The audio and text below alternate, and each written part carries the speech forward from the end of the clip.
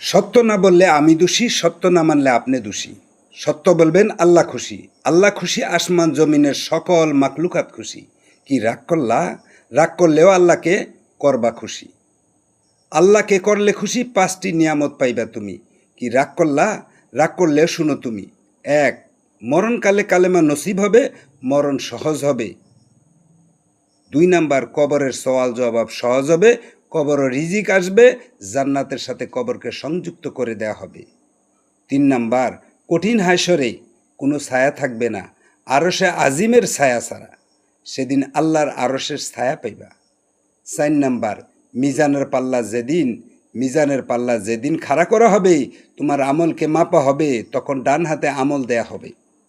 5 number, পুলসিরাতে বিজলির ন্যায় পার করা হইবে। তারপরে জান্নাতের তোরণের সামনে ফেরেশতারা তোমার মালিকের নির্দেশে অভিবাদন জানাবে, এই বলে সালামুন আলা কাউলাম মির রব্বির রহিম, অর্থাৎ রবের পক্ষ থেকে সালাম জানাবে তোমাকে। কি রাগ করলা? রাগ করলেও আমল করবা, এই 5 ঘাটিতে নাজাত পাইবা। কি রাগ করলা? রাগ করলেও ভিডিওটা শেয়ার করবা, কমেন্ট করবা, সওয়াব পাইবা।